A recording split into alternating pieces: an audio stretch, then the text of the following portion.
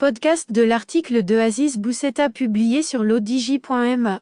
L'auteur a intitulé son article « Pourquoi nos ministres ne se déplacent-ils pas en Afrique ?»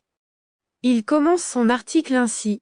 Le Maroc est africain, le Maroc est un hub pour l'Afrique, le Maroc est, sérieusement, engagé dans la coopération Sud-Sud en Afrique, le Maroc est membre de l'Union africaine, à en croire tous ces slogans, parce qu'il semblerait que ce ne soit que des slogans, nous serions en Afrique comme un poisson dans l'eau. Sauf que rares sont nos dirigeants, qui se déplacent sur le continent, leur continent, et pas en Afrique, comme on le dit beaucoup trop souvent, inconsidérément et maladroitement, que Rabat refuse toute implication de l'Union africaine dans ses affaires sahariennes, on le comprend aisément, l'Union étant infectée, voire infestée, d'ennemis de son intégrité territoriale, Algériens à l'œuvre et Sud-Africains à la manœuvre. Mais est-ce une raison pour ne pas multiplier les visites dans les 51 pays restants, 54 moins le Maroc, l'Algérie et l'Afrique du Sud? Il ne s'agit pas d'avoir l'Afrique sur les lèvres, le trémolo dans la voix, mais dans le cœur et l'esprit aussi, et surtout. L'auteur poursuit son article ainsi. Combien de fois, depuis qu'il est chef de gouvernement, Aziz Arrenouch s'est-il envolé vers des pays de notre continent? Tous ces investissements projetés, tous ces milliards égrenés, l'Afrique n'y a-t-elle pas sa place, n'y a-t-elle pas droit? En pétrolier averti, en ami du Sénégal, président en titre de l'Union africaine, pourquoi M. Arrenouch n'a-t-il jamais envisagé d'aller à Dakar, pour proposer des achats groupés d'hydrocarbures, à l'instar d'autres communautés de pays de par le vaste monde, pour atténuer les chocs géopolitiques actuels? Pourquoi n'a-t-il pas prévu dans son gouvernement un ministre chargé uniquement et exclusivement des affaires africaines, un continent où il y a tant à faire? Pourquoi Nasser Bourita ne se déplace-t-il pas dans tous ces pays africains, qui nous ont fait l'amitié de croire en notre cause, qui ont accepté d'ouvrir des représentations consulaires à La Hayoun ou à Darla, ne serait-ce que pour les remercier? L'objectif ultime est-il donc l'ouverture de ces consulats? Ces pays n'offrent-ils donc rien de plus, en termes d'opportunités économiques, culturelles ou autres? Non, M. Bourita devrait programmer, systématiquement, avec régularité et récurrence, des visites dans ces pays, de préférence accompagnées de ministres économiques. Cela renforcerait les liens, créerait des partenariats et mettrait en place de véritables relations, ainsi que le veut la nouvelle doctrine diplomatique marocaine, et sachant que M. Bourita est, aussi, ministre de la coopération africaine, et que la coopération africaine ne se produit pas dans les seuls aréopages continentaux, mais aussi en bilatéral, peut-être même surtout en bilatéral.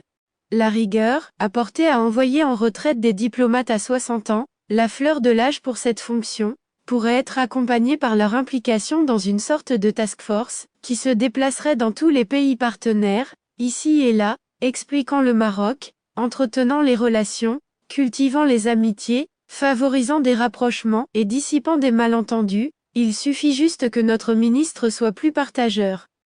L'auteur précise sa pensée ainsi. Le Maroc officiel, gouvernemental et parlementaire, si prompt à se vendre comme hub africain, ne fait donc pas le job, ou peu, si peu, et non seulement cela pourrait, sera préjudiciable à terme à notre présence continentale, mais une telle attitude d'insouciance, voire d'indifférence, réduirait en miettes notre ambition de devenir, véritablement, réellement, ce hub africain. Exemple, la Tunisie, nous avons des relations culturelles, économiques, financières, militaires, sécuritaires, industrielles et autres avec les pays de notre continent. Or, nous n'avons pas souvent entendu parler de voyages africains des ministres concernés vers les pays concernés. Et nos parlementaires, si friands de voyages tout frais payés, combien de fois les voyons-nous relayer notre autoproclamée politique africaine?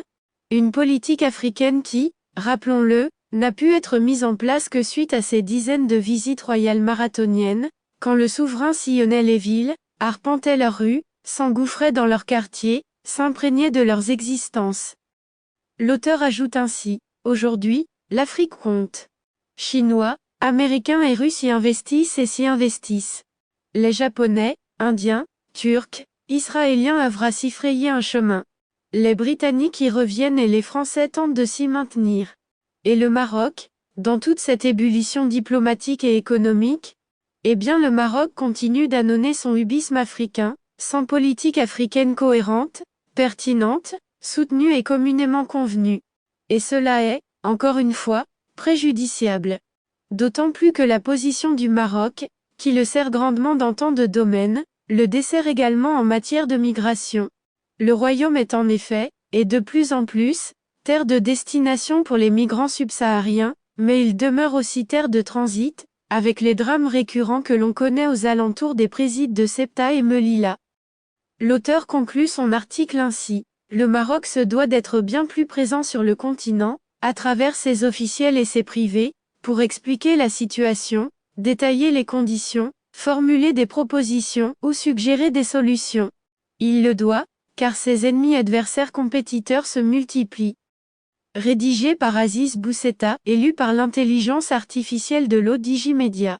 N'oubliez pas de télécharger notre application l'ODJ Mobile sur Android et iOS, et de vous abonner à notre chaîne YouTube l'ODJ TV, si vous souhaitez être au courant des dernières actualités, podcasts et émissions télévisées.